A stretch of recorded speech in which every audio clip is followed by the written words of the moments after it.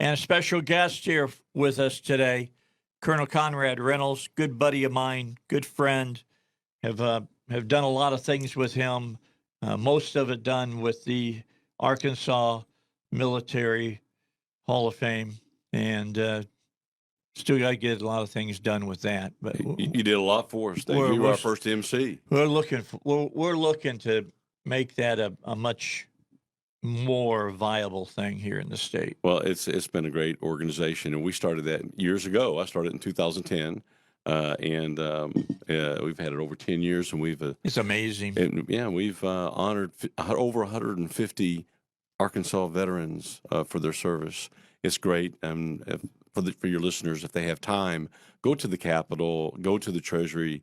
Milligan's office, go in there and look at it, the display that we have. Read about the different men that are there and women. There's men and women. Yes, it is. If I'm not mistaken, we probably have, everybody that has anything to do with the Rangers in Arkansas and the Band of Brothers from World War II in the Hall of Fame. We've got all kinds, and well, I know that, but I'm just saying those. You see that stuff on television, and they don't tell you in the TV series Band of Brothers how many of those guys came from Arkansas. Oh yeah, that's right. Arkansas is one of the few states to have 10% of our population, roughly, that are veterans that serve in the military. We're just a handful of states, and one of them. So we're a very patriotic state. And, that's kind of interesting. You would think Texas would be the state when you look at all the Army posts and the Air Force bases that you have all over Texas, and it's not the same. Right. That's right. That's right. So I encourage everybody, if you get time, go to the Arkansas Military Veterans Hall of Fame website, great.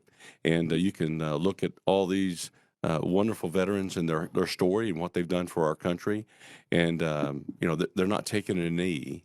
I can tell you that. They all stood up, and many of them gave their lives for the freedoms that we have today. Yeah, you can find out about Bacon and a lot of those guys. All right. Yeah. I was good friends with Mr. Bacon. He was a good man. Bacon, yes, he was a good man.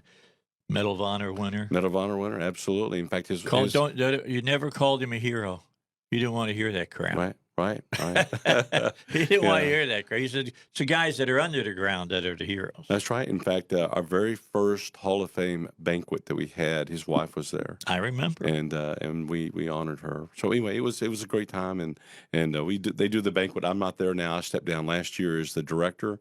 I was there a decade, and we got it started, and I'm very proud of that organization. Well, you got it going well, and you laid the foundation and did a good job. Well, thank you. Who's the head of the organization? Dwight Witcher right now. He's the director, and they've got a good board, and they're finding out there's a lot of challenges. The big challenges we worked out years ago. But it's still a challenge. Just so you got to put it on. You only got a few people, and so it's a Herculean effort. You know who I remember really as a special guest, and when I was there was Connie. Was it Connie Stevens? Connie Stevens. Yes, that was really great. She's a wonderful person. She's a good personal friend of mine, and I talk to her about every 3 months or so. And of course, I think she's about 82 now. But just a wonderful, wonderful person, and she wanted. She loves the men and women of the military. Absolutely. She went on all those USO shows. Yeah, Bob Hope. Those are awesome. Vietnam. Absolutely. I always love and watching she's still that way. So she's a wonderful, wonderful person. The specials that I never missed about Bob Hope, the ones that had Joey Heatherton on. Yeah, there's my misogyny coming out. There you go. I'm telling you, Joey Heatherton was something. I wish we had more entertainers like those folks. They're still there. People just don't hear about them because just like this person who's endorsed your campaign in District 2, who I'm going to tell everybody who it is. Okay. Nobody else in the media is mentioning it, and I just heard about it this morning. And when I heard about it, I said, oh, really? Got my attention immediately. Right. Not so much for the rest of the media. No, they're not trying to cover me too much. They don't want people to know that there's somebody running in the 2nd District against French Hill. And so we sent that out. We know we're gonna hope that maybe today there'll be some traction, but you would think that a congressional candidate in the 2nd District who has an endorsement from a national figure, that would be news, you would think, but apparently not for some of the Well, so I'm just going to outlets. read the first 2 paragraphs. I don't have to read the whole letter, but I'll I read the can whole letter. Well, it's a good letter. It's a Yeah. good letter. There's no doubt about it. But Colonel Conrad Reynolds and I both served in Iraq and around the world fighting to bring democracy and freedom to all people. Now we face our own threat from radical socialist and communist forces in America. We must have fighters to repel these forces. The Republicans, in name only, in Congress, that's the Rhinos, of course, have shown they are unwilling to stand up and fight for America First principles. Conrad is a strong leader who will take up the fight. That's why I am wholeheartedly endorsing Colonel Conrad Reynolds to be your next congressman, and why I am asking Arkansans to vote for him in the Republican primary, May 24th, to be your next representative in Arkansas's 2nd District. His primary opponent, French Hill, voted with Nancy Pelosi and Rhino Liz Cheney to form a January 6th commission, which is nothing more than a legal witch hunt to punish President Trump and his allies. Hill also voted to confirm Biden as president while undercutting President Trump's assertion that the 2020 election was stolen. In fact, Hill stated that Trump's claim of winning the election was fiction and folly. Conrad's a patriot, combat veteran who is dedicated to the America First agenda and will not buckle into deep state or mainstream media. We need him in Congress. The people of Arkansas recognize that those who betrayed President Trump the most were not the leftists, but cowardly rhinos. We need leaders like Conrad who have a proven track record of putting America first. Conrad has been a fighter his entire life, serving our country in dangerous areas around the world, demonstrating his unwavering patriotism and courage, traits we desperately need in Congress. I'm proud to stand with him, just as I did while in uniform, in our shared mission to save our republic. Sincerely, Michael T. Flynn, Lieutenant General, USA. Quite an Man, endorsement. I am honored to get his endorsement. I mean, this man, he is a great patriot. He really is, and I'm the only one in Arkansas. Well, to get he took endorsed it by on the him. chin. There's no doubt about that. He sure did, and he's just a great patriot. You know, his brother's a military general. His family has served, kind of like my family. All my brothers served. My son has served. It's just in our blood. Were they all generals, though? No. None of us made general. Well, you made colonel. You're close. That was in my field. That was high as I could go in the intelligence world that I was in. Well, you didn't want to play the politics to get the star. Well, there were no slots. They didn't want to give it to all of us, any of us human types. But, Okay. But still, I think that it's important. And I'm like I say, I'm touched and honored. Let me tell you a little quick story about this man that somebody told me, unsolicited, when they found out that Lieutenant General Flynn was going to endorse me. They said that it was several years ago, 2012 or 13. I won't mention this woman's name. Very nice lady, but she said, she was at DIA, and she had just been diagnosed with some type of brain disease, and she was very down about it. Was in the elevator, and she said, but guess who got in the elevator with her? General Flynn. And he looked at her and he said, are you okay? And she said, no, I've just been diagnosed with this particular disease that I don't know how it's going to impact me. She said he knew exactly what that disease was. And he said, it was just those two in the elevator. He said, do you mind if we pray? Yeah. She said he put his hand on her and they prayed together. That is the kind of character this man has. And she said today she still remembers that. And she hopes he comes to Arkansas because she wants to thank him. Well, if he comes to Arkansas, I expect him to be in the studio. Oh, you better believe it. He's going to come. He's going to come. And he was in Phoenix. He's very busy, as you can imagine. Yeah. But he wants to come and help me fundraise.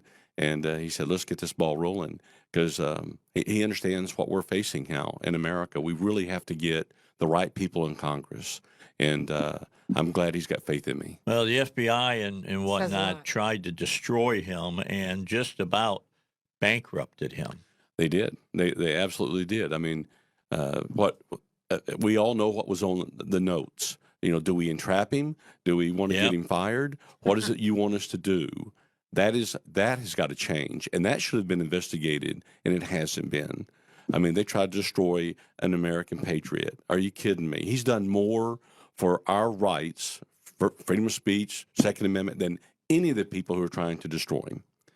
And so we've got to change that in America. All right. So when he comes here, I'll make sure. I'll let you know. I'll let you know, because I'll get him here. Bring him in here. I will. That'd be great. It'd be a great conversation, to say the least. Oh, absolutely. Back with the Colonel and with Simone in a moment here on the Dave Elswick Show. Oh, by the way, did you see where Gazelle Maxwell says that she's going to name the names? I did. Of those guys that went to the island that had sex with underage women? And it got real quiet in the Clinton camp. Oh, yeah. She better watch out. Trying to stay alive. Yeah. That's right. Yeah, she may be playing that to keep people from killing her in prison. I don't know. Well, she may be contemplating suicide, but nobody knows it right now. Right. Not even her. I'm kind of with you about that. You saw they gave her the COVID booster shot, or they okayed that. Yeah. So she's not well, going to die I don't know. of I'm just COVID. telling you. She made that statement, and there was silence. You could have heard crickets coming from the Democrats. It's because they're planning. What can we do with her? Well, she's got logs. You know that, don't you? She's got logs. She could take She's down, got their names. and we don't even know the extent. No, we sure, don't. The No, tip they're saying the she said iceberg. 9 men. That's what she said. 9 men. The drop in the bucket. Oh yeah, there's a lot more. There's a lot more. Guaranteed.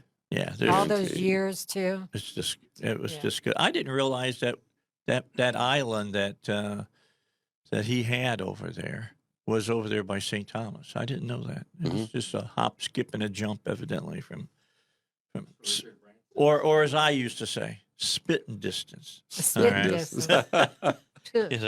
Where it is. Anyway, well, I'll keep you up on that. That's a story that's out there right now.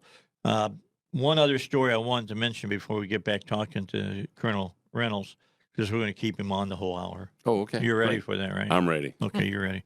All right, here's the key is that this co-host, or co-owner, pardon me, not co-host, co-owner of the Warriors should have his shares ripped from his grubby little hands. This is a guy who said yesterday that all the things that they're doing to the Uyghurs, or is that how they pronounce it? Muslims that are over there in China, he don't care. Let them do it. I don't care. Well, he even said doesn't matter to me. That's what he said. It doesn't matter to me. He even said his family grew up in a hard place, and we have human rights abuses in America. Why should we care about that? Here's what the Chinese Olympics, because I love history, so I read a lot of history. And there was this guy that had this funky little mustache back in the late 30s. And in the 40s, he brought the whole world to war. His name was Adolf Hitler. And he got the Olympic Committee to do the Olympics in Munich. And he brought the whole world to Germany to show them what fascism was doing, what the Nazis were doing in Germany. And he was selling it to the whole world. That's exactly what the Chinese are trying to do. This is a repeat of what Hitler did back in the day. It's funny and how that people can't see this. It just amazes me. NBC should be ashamed of themselves. I know they've spent a lot of money, right? Because they're going to be, the broadcaster of the Olympics, but they should back out. And I understand. Look, I understand athletes. Okay, I was an athlete until I was in my mid-20s, and I know how important that is to you because you work so damn hard to try to get to where you're going. And these guys have been working to go to the Olympics. And it doesn't happen again for, another 4 years if they don't go this year. By that time, maybe your time has passed, and you never make it to the Olympics. Right. And I understand that.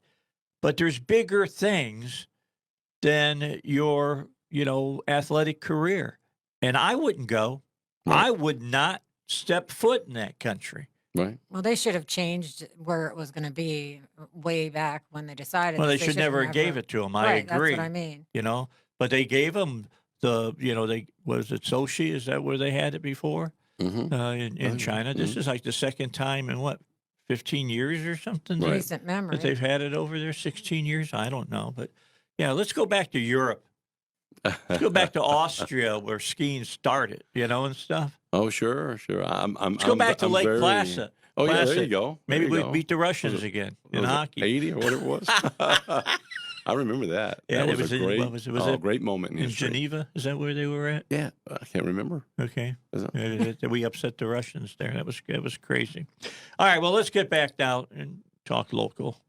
I'm just putting my 2 cents in. I'm not going to say that the government should boycott. I don't think the government should have to tell the athletes to boycott. I think they should want to boycott. Yeah. Because I bet you talk to a lot of them, and they're all, kind of lefties as it is. Right. And because they've been Indoctrinated. immersed in it, all right, for a long time. Well, we have some real problems with China, and in the future, it's going to be. I'm telling you right It's gonna now, be China that and Russia concerns me together. more. Well, China concerns me much more than Russia. Oh, Yeah. sure, I And agree. Totally. much more than Russia. And Russia and- got some big weak spots. they do. Yeah. And look, I don't. We can all talk about our own ideas of what Russia may or may not do, but I think that they've already shown they're capable. They took over Crimea. When they sense weakness, they may do something. They're But like I don't. a shark smelling blood in the water when They there's pounce. weakness. I think you better believe it. And China's the one that will really take advantage of it. But I think that Russia, if you were to ask me, they are more right now. They're trying to intimidate the government of Ukraine. Yes. More so than trying to intimidate NATO. They don't want to go to war with NATO. I can assure you. But they are trying to intimidate Ukraine not to join NATO. Yeah. And so, and that's what they're doing. But I just don't see Well, them. Putin said he'll I don't not see. allow it. I don't see a full-fledged attack in the future on that. I personally don't. But we'll see what happens. But one thing about it, when you're weak, these things happen. And I'm very concerned about Taiwan more than anything in China. Yeah. I have said after the Olympics, the Yeah. Chinese will not do anything before the Olympics. No. But after the Olympics, it wouldn't surprise me the day after the Olympics if they didn't, start a full-fledged amphibious assault. they're They know bold. what's going to happen in 2023. They know that probably, for sure, Biden will be impeached. That's going to happen. I'm telling you, that's going to happen. And so when we get a Republican Congress, he's going to be impeached. And so they've got a short window to do what they want to do. And it's after the Olympics and before December 31st. Yeah, and before 24, they don't want to have to deal with a president's got some cojones. Well, absolutely. So we're going to see what happens, but I'm very scared. I'm very concerned about what may happen with China. So anyway, They're the we need to real keep threat. our I eye on it. worry about China and Russia having military maneuvers together. That bothers me. Yeah, Yeah, they're too personally, I close. don't see that happen, but you never know. Never know. All right, we're going to take All a right. break. They are two different forms of communism. Yep. Always remember that.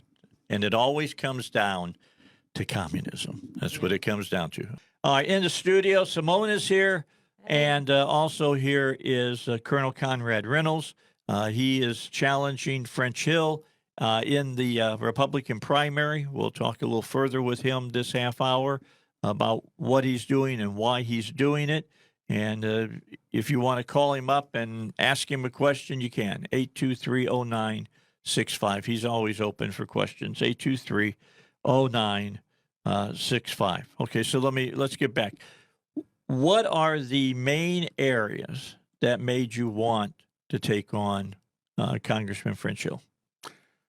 Oh, there's so many, but I'll start off with the fact that it seems to me, and I think everybody has the same feeling that I have, that there are so many people that are breaking the law and have for years in D.C. and nobody's held accountable. That needs to change, and it can only change when you change the people who are currently in Congress. The fact that we did not get a wall and get the southern border secured when we had the House, the Senate, and the presidency in 2017 and 18, we had an opportunity to get a lot of things accomplished. But guess what? The people who were in Congress at that time had no interest in securing the border, apparently, because they didn't do it. It was Trump had to take money out of the military budget in order to be able to fund what wall we do have now. Right. Every illegal right now, Dave, that crosses is on the direct responsibility of the Republicans who were in Congress at the time who failed to act. And everybody in America, everybody here in Arkansas wanted that to occur, and it didn't happen. We want term limits. 80% of people in America want term limits, but we can't get it done. Why? Because we got rhinos, we got people in Congress who want to be there forever. Well, they were shot down. Remember, this was a few years back now. Mm-hmm. A lot of states passed term limits. Mm-hmm. They got taken to the Supreme Court and defeated. And now, if they want to get it done, it's going to have to be done through a constitutional amendment. That's the only way that it'll be done, because Right. they said if you read the Constitution as it is written now, and I agree with them, term limits are off. That was an Arkansas of it. case. That was in 92. Yeah, right. And that's off. That's off limits now. So to do that is beyond tough. Right. That's really, really hard. So the people who were really wanting to do that, do like that, or who wanted to have even this lately, the big convention of the states, they understand that, the odds are stacked against them on that.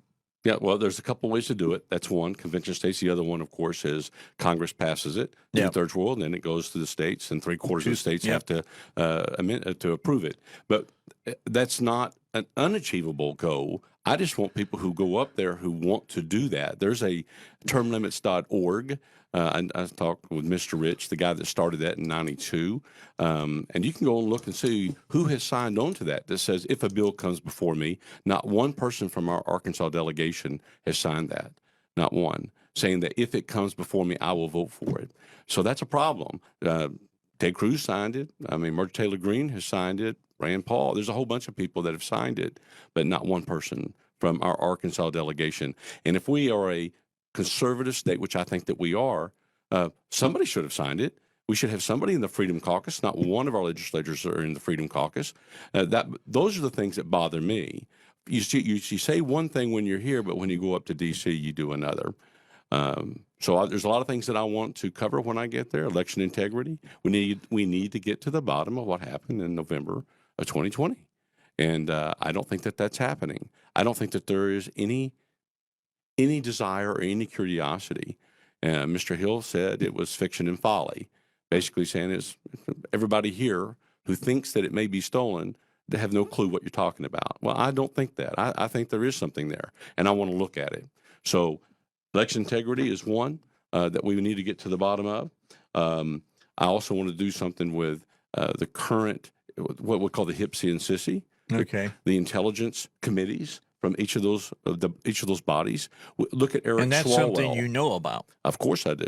I know a lot about a lot of things, but that one I know for sure. I know you know a lot about intelligence. I know those that for people, a fact. Those people who have access to the most classified information that our government has, right? They are there to protect that, but also make decisions on that. Why do you think that the Republicans haven't pushed harder on Swalwell to have him have his committee chair ripped away from him? Because it's when up he to was vote- sleeping. because it's He up was to- sleeping with a known Chinese agent.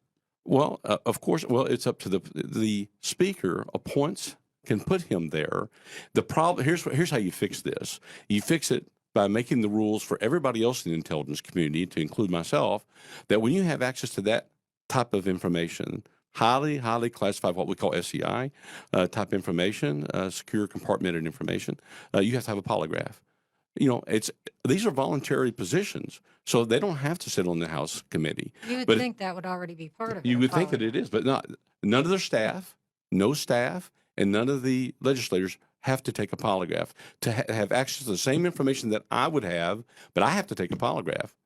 I have to do that. And so I think that they need to do that, and I'm going to push for that like you won't believe, because otherwise we get people like Swalwell. We don't know what's been compromised to the Chinese through Fang Fang. And we don't know, and you're never going to know. So anyway, I want to fix that, and that's another thing I'm going to do when I get there. Yeah, look at what happened to Petraeus. Oh, yeah.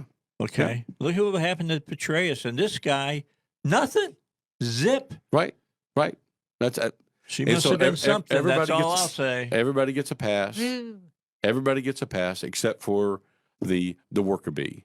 They're thrown in the jail, or they're going to Leavenworth, or whatever, and that's wrong. And so I think that it's time to change that. But I do know something about the intel system. I know something about the FBI, and I know something about all the NSA, the other intelligence organizations. They need to be completely scrubbed from top to bottom. We need to get rid of the politics that currently infect all of these organizations. How do we keep that from happening? I mean, look, I really got involved in politics during the time Nixon was in office, and he politicized everything. Right. He was the president, really politicized the IRS. Mm-hmm. But I got to tell you, it was like they didn't do anything to change it after he got out. They didn't go in and clean it up. No, they did. Well, look at 2012, Lois Lerner.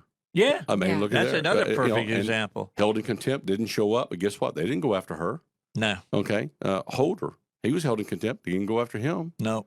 Okay, so these are the kinds of things. That's because they're all dirty, I guess. Well, they're all part of the swamp, but we need people who are willing to stand up and do the right thing, and I definitely will. I'm not going there to get rich or anything else. I'm there to represent the people of the 2nd District. And if they want a conservative voice, someone who will stand up for them, I'm asking you to go to my website, electconrad.com, electconrad.com. Stand with me, and let's start replacing folks. Yeah. Well, when it comes to money, if ROC can do it, I don't know why you can't do it. Well, I think that I can do it. She gets $20 donations and ends up with a bunch of money. Oh yeah, well, oh my gosh, yeah. Don't even get me started. All that's corrupt. But I'll tell the people of Arkansas, you get the Congress that you pay for. Really and truly, this is it. If you want somebody, you're going to have to donate. I'm asking people to donate. Can I plug my meeting today? Yeah, go ahead. I have a meet and greet today. Mini fundraiser meet and greet at the Whole Hog. Plug for them. I love Whole Hog. It's great stuff. On Cantrell. But it's on Cantrell. And so bottom of Cantrell Hill, right next to Riverdale 10, where the Dave Elswick Classic movie is. Where the Dave Elswick Classic movie is. That's buddy. right. Well, and come down there. I'll be there from 4 to 6 today. If you want to ask me any question, because we can't answer all the questions here, but please come down and talk with me. You'll see where my heart's at and what I want to do. I've got signs and I've got bumper stickers, and we're going to win this in May, and we're going to go on and win in November. And it's going to be the start of changing Congress starting next year. All right. We've talked a little bit about politics. Now let's talk about current affairs a little bit. What you got? This is a man that I always bring on. All right. This is true. When we wanted to talk about Afghanistan, I always brought him on. Did you hear about the AP report that came out today? I did not. What is it? The Solicitor General for Military had written a report, said that they told them everything that was going to happen in Afghanistan. They knew everything. Biden's been saying, well, we didn't know it was all going to fall apart like that. Yeah, they did. They were told exactly what's going to happen. Here's the other thing. This is what blew my mind, though, when I heard it. The Afghani Air Force, they had nobody trained to work on their planes. Right. No one. We spent $500 billion, and none of them were trained. Right. And so, if the ground forces know they're not going to have air support, guess what?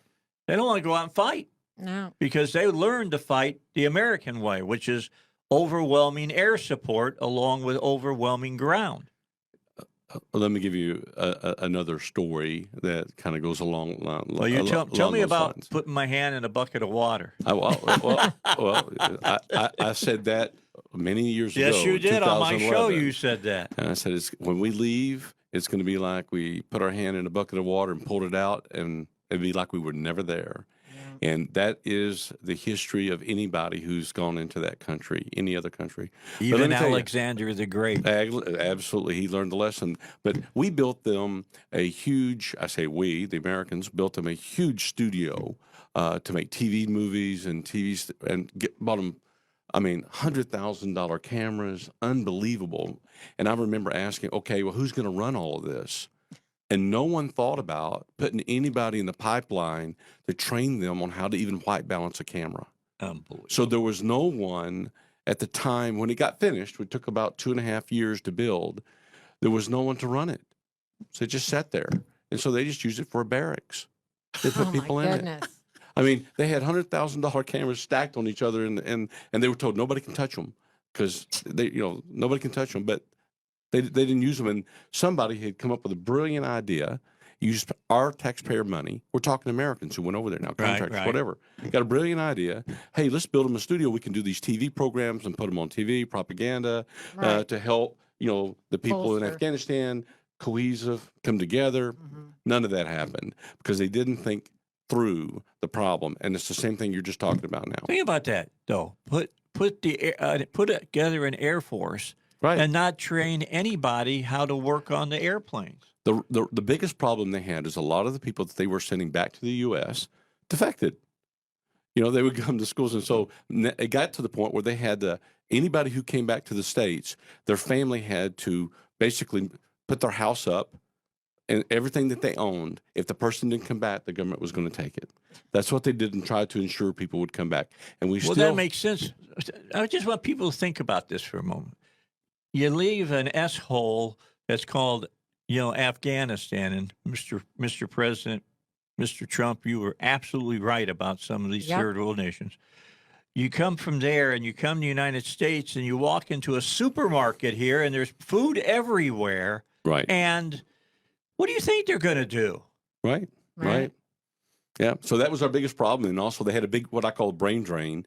Anybody who was smart, anybody who could think, they left. They left a long time ago. So they were having a huge problem keeping any type of intellectuals in the country or people who could do these kind of jobs. Because they knew we would probably leave one day and then they were going to be dead. And every one of them, all the folks that I dealt with in their intelligence system, every one of them, their families lived out of country. They were in Europe, they were in the UAE, they were in Bahrain, every one of them.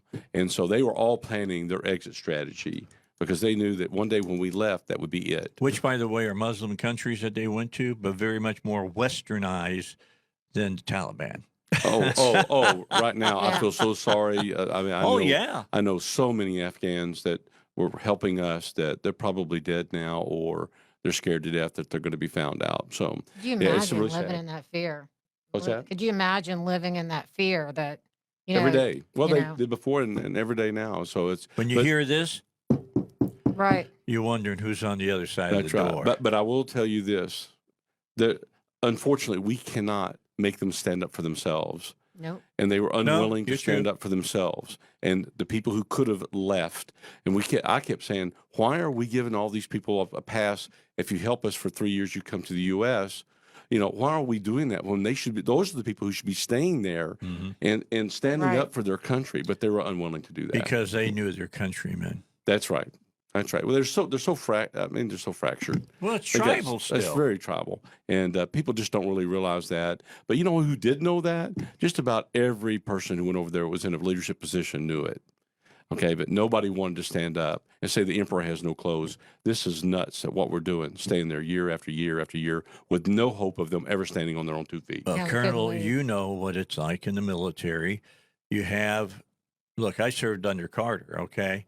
But he was the commander in chief. So I did what I was ordered to do as a military member. Now, a lot of people think that means that if I'm told just go out and wantonly destroy villages or kill people, I can do it. And that's not true. The UCMJ has a conscientious clause, but you better have a real strong conscience and a strong backbone because you will be court-martialed. Right. There's no doubt about it. You're going to be court-martialed. Well, I've lived under the UCMJ since I was 19. Oh, then you know. And so I know it very well. In fact, I even served, I joined in 79. Really? Oh, yeah. So I was under Carter. I was there during those lean years. What a nut job. But boy, when Reagan came in, everything changed. 10% pay raise. Oh, man. Everything. First I think it was 19. It was unbelievable. And everybody was, I was great. 26. And I'm over there, and to be able to feed your family under Carter, almost every enlisted man was on food stamps. Right. Wow. On food stamps. How disgusting is that? Yeah. I'll never forget, I had Senator Hutchinson on one time, and he sat down in front of me, and I said, are we ever going to get to the point where military members don't have to get on food stamps to feed their family? And he says, I like it when we start off with easy questions, Dave. Well, I do want to say one message to all the veterans go that are ahead. listening to this.